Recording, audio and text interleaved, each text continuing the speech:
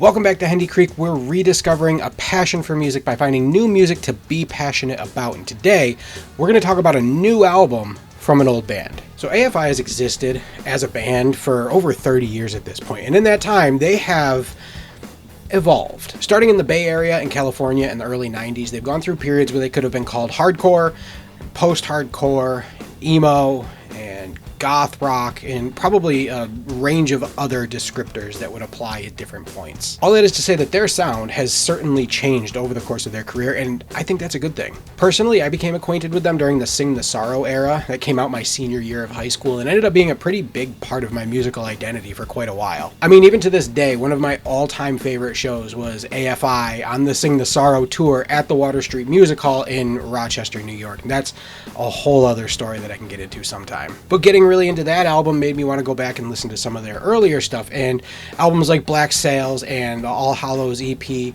and The Art of Drowning really got heavy play in my rotation as well. But going forward, the band hit their biggest success with their follow-up to Sing the Sorrow, which was 2006 December Underground. That's the one with Miss Murder on it, which is probably the one song that if anybody knows just one AFI song, it's that one. And then after December Underground, their commercial success started to kind of drop off, but they haven't let up on the creative output. They had Crash Love in 2009 and then Burials in 2013. After that, they had the self-titled AFI album in 2017, Bodies in 2021, and now this album, Silver Bleeds the Black Sun, in 2025. And really, this album is kind of the culmination of a transitioning sound that has been taking place over the last couple of albums, so let's talk about it.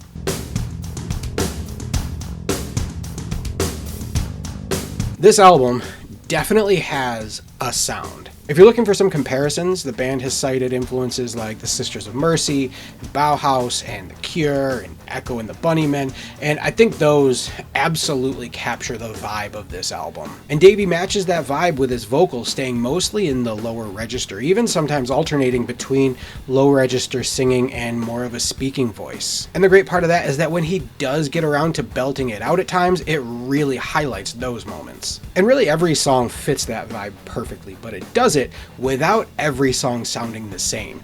They all work together to build that dark gothic vibe, but each song still in the end has its own identity. So the album feels consistent and cohesive without being stale, which is nice because there really isn't anything too groundbreaking going on with the arrangements of the songs themselves. Personally, when I encounter an album that's filled with songs that just sticks to that traditional verse-chorus structure, I end up getting pretty bored with the songs after about the second chorus because I kind of have an idea where they're going. But in this case, the instrumentation and the overall vibe and the uniqueness of each song really keeps me interested start to finish. All that said, there are two songs on this album that really stuck out in particular to me. The first is Blasphemy in Excess. It's a driving track that really embraces the dramatic, layered sounds of the album, and you can hear influences of things like Susie and the Banshees in it. It builds its atmosphere with almost tribal sounding drums paired with a pretty rare example of a clean acoustic sound from Jade Puget's guitar. And then Spear of Truth is probably one of the darkest and most apocalyptic moments on the album. Lyrically, it paints a pretty bleak picture of collapse and despair. Again, it's driven by kind of these rumbling tribal drums, but then there's this really cool brass section that just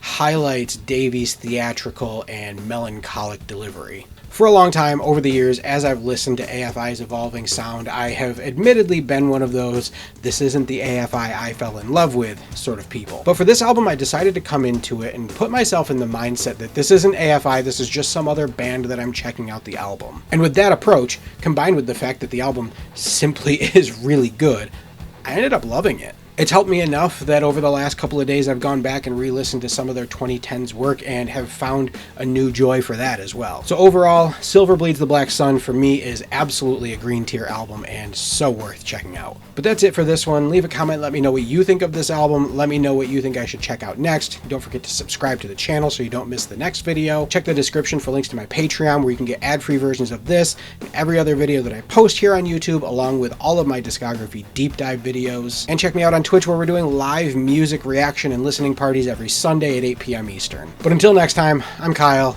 This is Hendy Creek. Music was everything to me growing up, but somehow life got in the way, and for 15 years I barely listened to anything new. Now I'm 40 and I'm diving back in, one song, one album at a time, and sharing that journey with you. Welcome to Hendy Creek.